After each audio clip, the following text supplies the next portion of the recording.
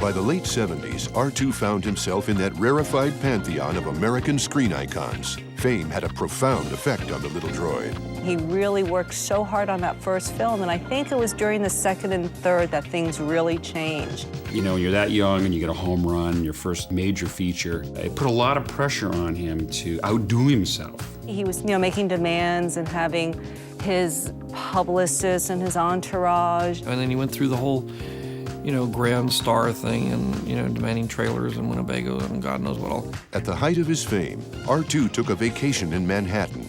There, he became friends with an up-and-coming performer. I was like a young actor in New York, kind of struggling, and I hadn't met anybody really famous before then, and all of a sudden, he's like a household name. Everybody is R2-D2, and I'm like telling people, I know him. There was, perhaps, something in the aspiring actor that reminded R2 of himself. He tried to hook me up with an agent, and it's just been very good to me, throughout my whole career. With the release of The Empire Strikes Back in 1980, R2 began to set his sights beyond Star Wars. I think he really wanted to be in the Indiana Jones series. So as soon as he heard that Stephen and I were doing something, he immediately said, can I have the lead in this? One day in the prop department, we found him and he had the hat and the whip. Well, as an actor, you have to understand that R2 is limited. He used to say he would like to have been a Shakespearean actor. He could carry a spear. He heard, I think it's Kenneth Branagh was doing Richard III, and he auditioned for The Hump, and he was very sad not to get it. I did see him do Friar Tuck at a certain point. He was quite good at that. But he's just too old now for those roles. R2's success had become a sort of prison. He wanted out. I think he really wanted to get on and do other things. I know that he wanted to really be in a Western. By the time he became a star, there weren't that many being made. I don't think he's going to get, romantic leads. He is really more of a character actor. The starring roles R2 yearned for never materialized. He made a lot of bad choices, I think, and he had a terrible agent and manager. The end of the Star Wars trilogy seemed to be the end of R2's career as well. After the completion of Return of the Jedi, all of us went off to other things in our career, and R2 was left in his beach house in Malibu with nothing to do, watch the tide come in and out. It was a dark time for him. A lot of things went on during those lost years. He just kind of did a few independent films, and then he was doing some commercials. I heard that he had, on the side, without telling anybody, had done some dinner theater. No event contributed more to R2's downfall than the good fortune of a close friend.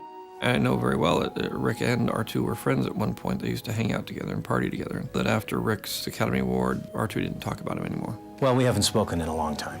And I'm not surprised that he was unhappy that I won because he and I have been at odds. He's a keen follower of the Academy Awards. I don't think he's an actor. I think he's a personality. Notice that no one else hires him. Notice that. Not being nominated was a tremendous disappointment to him. And I think he felt that he'd let the family down. Especially my father.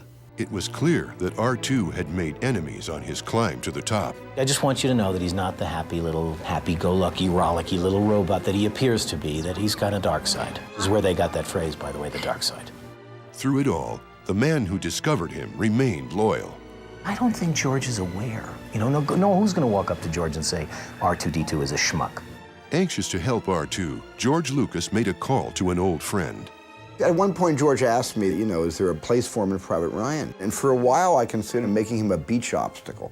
It was not to be. R2's life spiraled downward. I mean, R2, at a certain point, he started drinking a lot. I went to see him. He was living in a cabin, just alone. Didn't take care of himself. He was rusty. He had let his hair grow. He is somebody that I felt could have benefited very much from Prozac. R2 had finally hit rock bottom.